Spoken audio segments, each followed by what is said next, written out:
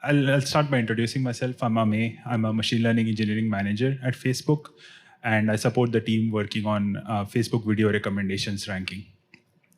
Today, I'll be talking on demystifying bias in billion scale recommender systems. I already got I think 2 people asking the same question here. Billion scale doesn't mean parameters, it's billion users daily, more than a billion users daily. I'll start by just acknowledging that I'll be presenting the work done by many folks across the industry and academia. So the goal here is to give you a flavor of the problems in this field, as well as potential solutions to some of these problems that we're building on. And this is just a standard disclaimer. Any views I express are my own. So this is the agenda of the talk. We'll introduce recommender systems. We'll look into factors of bias in recommender systems, then go deeper into how we debias data collection and promote fairness in results, and finally look into how we break the feedback loop and some exciting future work in this area. So recommender systems are mostly online products or services that users query to satisfy a variety of their needs. For example, finding entertaining content, purchasing something, searching for information, staying up to date with trends, or saving time on decision making, and so on. So recommender systems basically build user representations and item representations by leveraging data such as past user preferences, item attributes, user demographics, and so on. And the goal here is to use this information to then generate personalized recommendations and rank them appropriately to fulfill user needs. Once users are shown the recommendations, we log fine-grained user interactions on them, such as clicks, likes, comments, shares, and if the user is not interested, they would just scroll by the recommendations. So all these interactions are logged. And the goal here is using these log interactions to identify user satisfaction and optimize for it. So you could develop custom metrics to identify satisfaction and then evaluate your systems based on these metrics. Next, let's look into factors of bias in systems. So bias manifests in various ways, and bias recommendations have real-world consequences. For example, they produce suboptimal outcome for users. They can reinforce existing inequalities, and they limit opportunities for discovery and exploration. So bias occurs due to various reasons. The first one is user interactions data is observational. What this means is the data you collect depends on both the factors, what items you recommend, as well as what items users choose to interact with out of what you have recommended. Items are not evenly presented in training data. So for example, popular items or very active users would have a larger impact on model training. Also, feedback loop intensifies over time. So there is a getting richer effect here because exposure shapes user behaviors, which is then circled back again in training data, and the model learns on that and so on. So how do we debias data collection? So first of all, let's discuss what is bias in data. So the distribution in your training set that you collect could be very different from the ideal test distribution. For example, on the right, you can see on top 2 curves. One is the test data distribution and another one is the training data distribution. And basically in the blue line, you can see the expected empirical risk during training, and the red one is the true risk when you test your model in production. As you can see, there is a drift here. So if you fit a recommendation model without considering these inherent biases, then your model would give you inferior performance. So there are different types of bias in data. So the first one is selection bias. This occurs because users choose which items they want to rate. So the observed ratings are not a representative sample of all the ratings. As you can see on the graph, if you choose randomly selected items, the rating 1 would have a high probability and rating 5 has the lowest. But if you see which items users choose, right? So you'll see 1 and 5 both have higher probabilities than the others.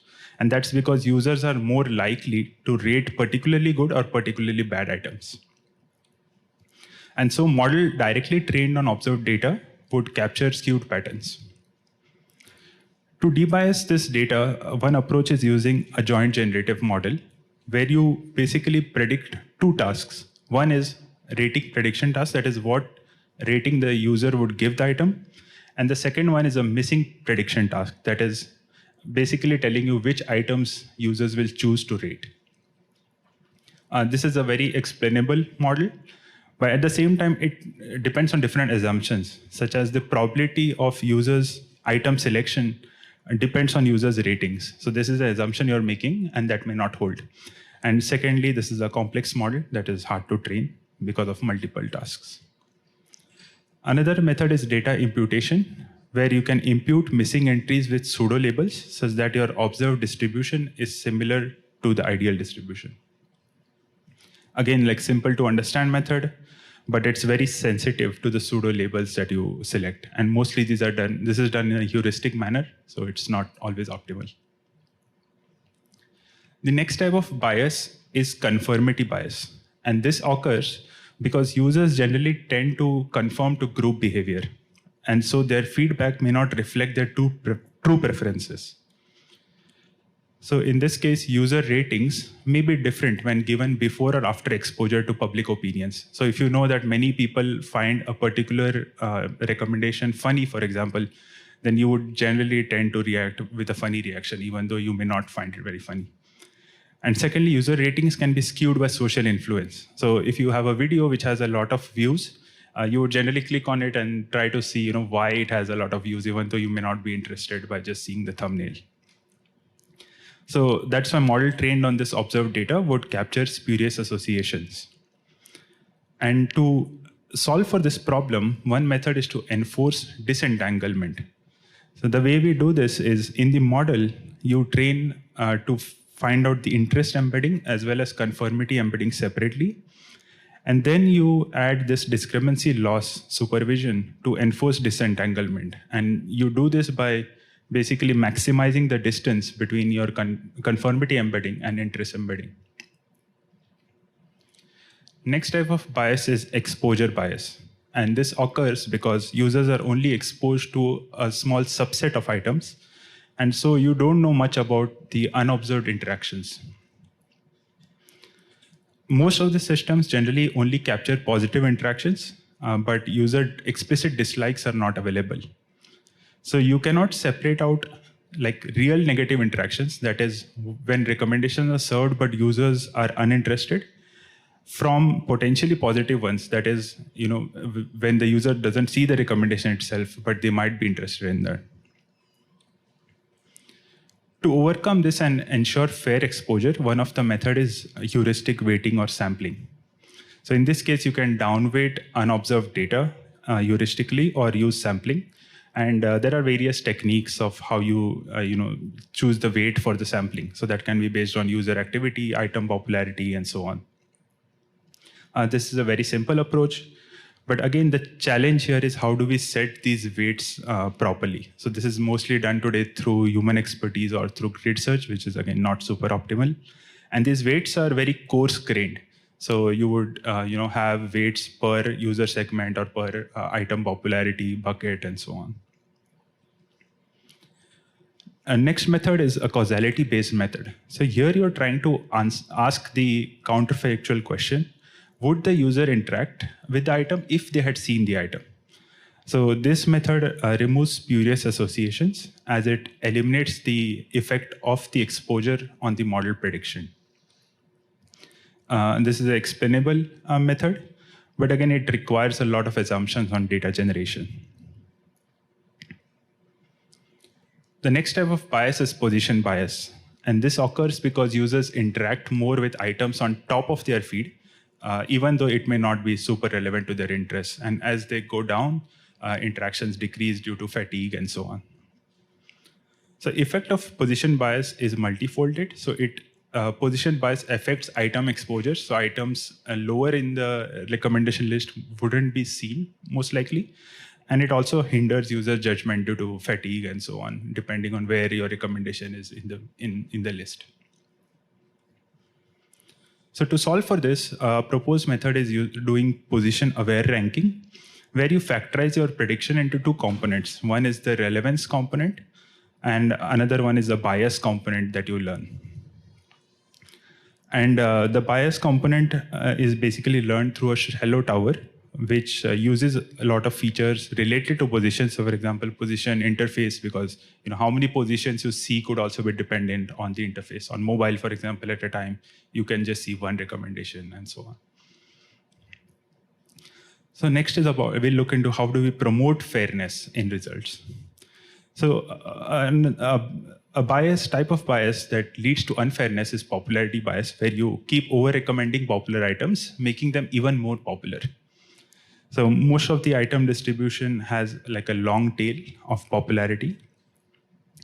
And this reduces personalization and serendipity to the users. And it hurts users who favor niche recommendations, as users wouldn't be able to discover non-popular items very easily. It also makes popular items even more popular by increasing exposure. So how do we eliminate popularity effect? So again, one of the methods here is using causal graphs, where you try to use counterfactual reasoning to eliminate the direct impact of item popularity on prediction. And the way we do this is by factorizing the prediction into various components. So on the right, you can see the item module uses only item features and makes a prediction of item popularity. On the left, the user module takes only user features and tries to predict how engaging the user is. And the middle part is the user item preference matching. So you can factorize it. So for example, if you're trying to predict for a low activity user and a low popularity item, then you will try to focus more on the matching component, the relevance component. Next is unfairness in recommendations. So we define unfairness as systematic and unfair discrimination against certain individuals or a group of individuals who are unequally represented in training data. So here models are more likely to learn overrepresented groups and reinforce them again in ranking. So this causes unfairness. An example of this is basically gender imbalance in job recommendations could resulted in women having less visibility to high-paying jobs and career coaching services, as found in the paper. So there are actually multiple formulations of fairness. Like what is fairness can be defined in multiple ways.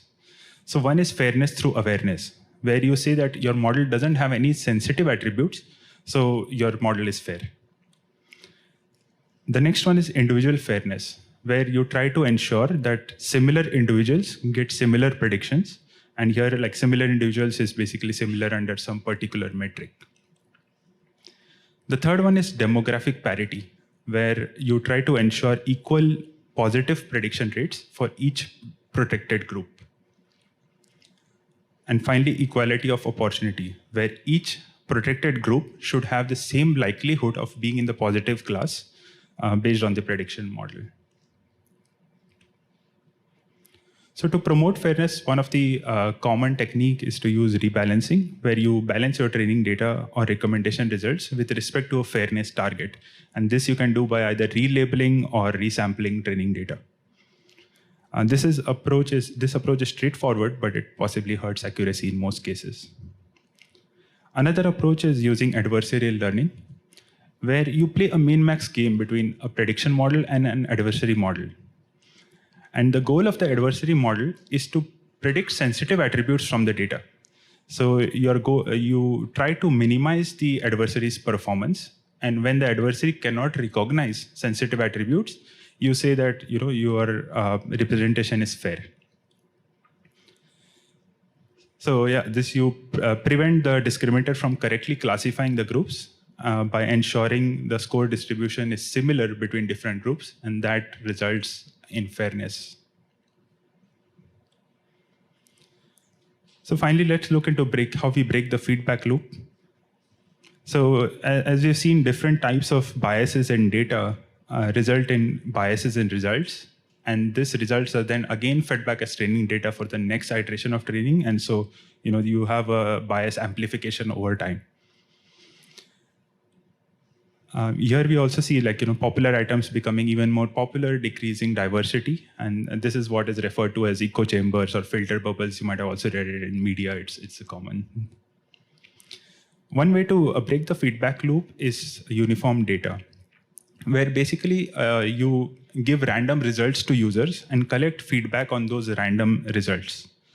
But of course, we know that randomized results, hurt user experience and platform metrics. So these are very, very costly to even collect. Another approach is reinforcement learning, where you adaptively balance explore and exploit to maximize long-term satisfaction. This is a figure representing reinforcement learning, where you have agent and users, and the agent updates the strategies based on feedback from the users and generates new recommendations. And users then provide again feedback on those new recommendations and update the agent. And so it's like a loop. These models are harder to train, and off-policy evaluation is also super challenging. So these are not very commonly found in production systems. And finally, some exciting work that's ongoing and some future work in this area. So identifying these various fairness issues, basically defining them, and designing methods and fairness-aware algorithms are needed to balance accuracy and fairness. Generally, we have seen these are trade-offs between each other. So recommender systems also need a general debiasing framework to handle these multiple types of biases, which is largely an unexplored area right now. Also, benchmark data sets and standard metrics need to be developed for unbiased recommender system evaluation.